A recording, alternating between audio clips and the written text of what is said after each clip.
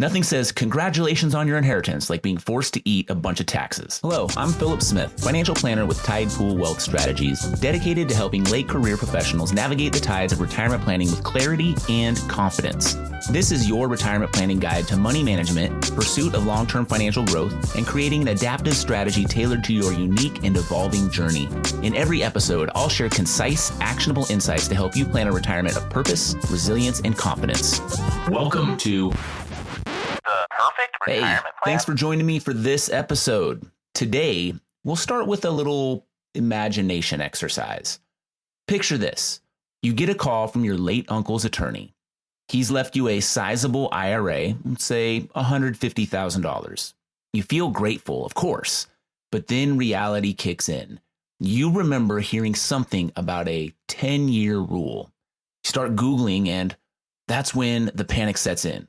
Wait. I have to empty this entire account within 10 years and pay taxes on all of it?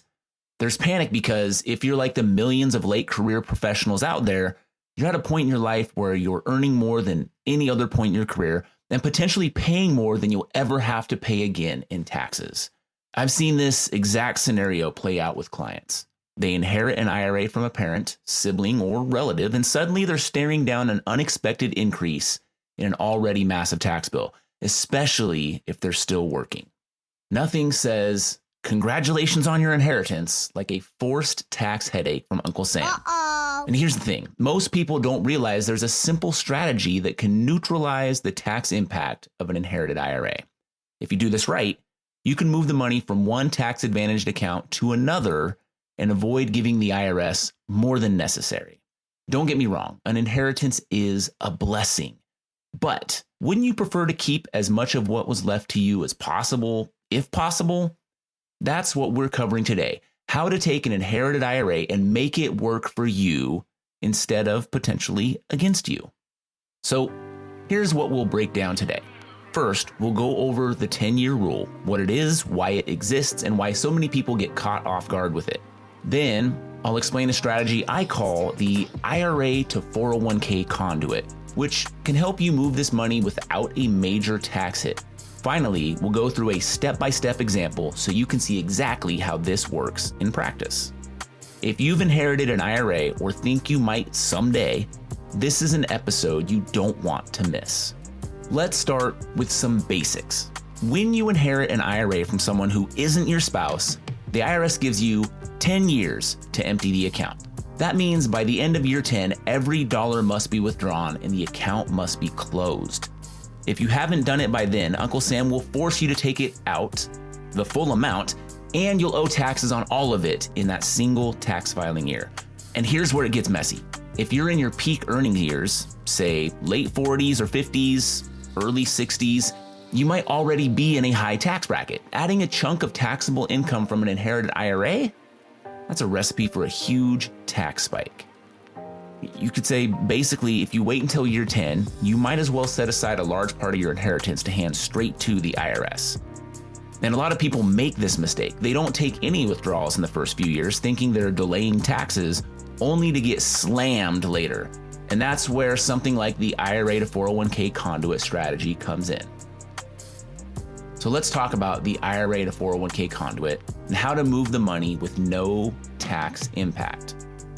Here's the good news. If you're still working and haven't maxed out your 401k contributions, there's a way to take those inherited IRA withdrawals without feeling the tax pain. It works like this. Instead of taking a lump sum and paying taxes on it, you take smaller annual withdrawals from the inherited IRA and immediately, quote unquote immediately, increase your 401k contributions by the exact same amount. The goal? To offset the extra taxable income from the IRA withdrawal by reducing your taxable paycheck through increased 401k deductions.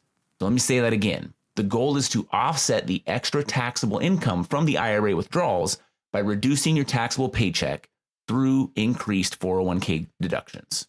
Think of it like moving money from one piggy bank to another, except instead of paying taxes now, you delay them until retirement when you can manage withdrawals more strategically.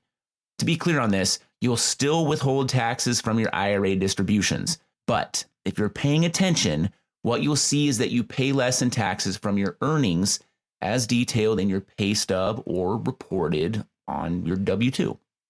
Let's break it down with numbers. Using the amount we opened the podcast with, let's say you inherited a traditional IRA with a balance of $150,000. You're in your mid to late 50s, still working and making good money. Without a plan, you'd be forced to withdraw the full $150,000, or we're not even accounting for any growth, by year 10. But instead of waiting, let's say you decide to spread it out evenly, taking $15,000 per year, or about 10% of the account balance annually from the inherited IRA. If you just take the distributions, you'd owe taxes on an extra $15,000 of income. Maybe that means the difference between living in the 12% and the 22% marginal tax bracket, or moving from the 22% to the 24%, or making the leap from the 24% tax bracket to the 32% tax bracket. These are all 2025 tax brackets. Here's the trick. If you haven't maxed out your 401k contributions, then you increase your 401k paycheck contributions by the same $15,000 per year. Now, that money moves from your inherited IRA to your bank account, and you increase your 401k contributions for the year by the same amount. And because 401k contributions are tax deductible, your taxable income stays exactly the same. You don't actually pay any additional taxes. Okay, so let's use real numbers. Your household income is $200,000, we'll say, which is near the top of the 22% federal tax rate if you're married filing joint. Now, you take out $15,000 from the IRA, withholding 22% for federal taxes and whatever state income tax that applies where you live. Without the 401k contribution increase, your taxable income is now $215,000. However, if you increase your 401k contribution by a total of $15,000 for the rest of the year, then your taxable income is still $200,000, not $215,000.